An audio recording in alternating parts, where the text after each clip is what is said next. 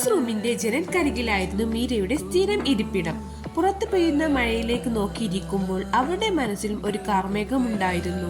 കോളേജിൽ അവൾക്ക് കൂട്ടുകാരികൾ ഒരുപാടുണ്ടായിരുന്നു. അഞ്ജനയ്ക്കും ശ്രേയയ്ക്കും ഒക്കെ അവളെ ജീവനായിരുന്നു.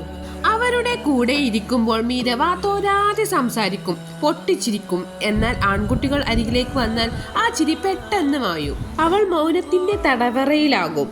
അതിനൊരു കാരണമുണ്ടായിരുന്നു. അവളുടെ ഇരുണ്ട നിറം പലപ്പോഴായി ആൺകുട്ടികളുടെ ഗ്രൂപ്പുകളിൽ നിന്ന് വരുന്ന തമാശകൾ അവളുടെ കാതുകളിൽ പതിച്ചിട്ടുണ്ട്. ഡാ നോക്കടാ, അവിടെ ഇരുട്ട് വീണ് കിടക്കുന്നത് കണ്ടോ? അവൾക്കൊക്കെ കറുത്ത ഡ്രസ്സ് കൂടി ഇട്ടാൽ രാത്രി കാണാനേ പറ്റില്ല. ഇത്തരം വാക്കുകൾ കേൾക്കുമ്പോൾ മീരയുടെ നെഞ്ചി പിടയുമായിരുന്നു. താൻ എന്തോ വലിയ തെറ്റ് ചെയ്തതുപോലെ അവൾക്ക് തോന്നി. ആൺകുട്ടികൾ എല്ലാവരും തന്നെ കളിയാക്കാൻ മാത്രം നടക്കുന്നവരാണെന്ന് അവൾ ഉറപ്പിച്ചു. അതുകൊണ്ട് തന്നെ അവരോട് സംസാരിക്കാനോ അടുത്തിടപഴകാനോ അവൾക്ക് കടുത്ത ഭയമായിരുന്നു. അവൾ അവരിൽ നിന്ന് എപ്പോഴും ഒളിച്ചോടാൻ ശ്രമിച്ചു. ഒരു ദിവസം കോളേജ് ഡേയുടെ ഭാഗമായി ക്ലാസ് മുറികൾ അലങ്കരിക്കുന്ന ചുമതല മീരയുടെ ഗ്രൂപ്പിനായിരുന്നു. വലിയൊരു ചുവർ ചിത്രം വരക്കണമായിരുന്നു. നന്നായി വരയ്ക്കാൻ അറിയാമായിരുന്നിട്ടും ആൺകുട്ടികൾ ഉള്ളതുകൊണ്ട് മീര മാറി നിന്നു. പെട്ടെന്നാണ് അങ്ങോട്ട് ക്ലാസ്സിലെ പുതിയ ലീഡറായ രാഹുൽ വന്നത്. അവൻ മീരയുടെ അടുത്തേക്ക് നടന്നു വന്നു. അവൾ ഭയത്തോടെ പിന്നോട്ട് മാറി അടുത്ത പരിഹാസം പ്രതീക്ഷിച്ചു. പക്ഷേ രാഹുൽ ഒരു പെട്ടി കളർ പെൻസിലുകൾ അവളുടെ നേരെ നീട്ടി.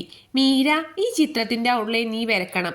നിന്റെ ഡ്രോയിങ് ഞാൻ സാറിന്റെ റൂമിൽ കണ്ടിട്ടുണ്ട്, വളരെ മനോഹരമാണ്. മീര അമ്പരന്നു പോയി. അവൾ വിറയ്ക്കുന്ന ശബ്ദത്തിൽ പറഞ്ഞു, അത് എന്നെ കൊണ്ട് പറ്റില്ല, വേറെ ആരെ കൊണ്ടെങ്കിലും ചെയ്യിക്കൂ.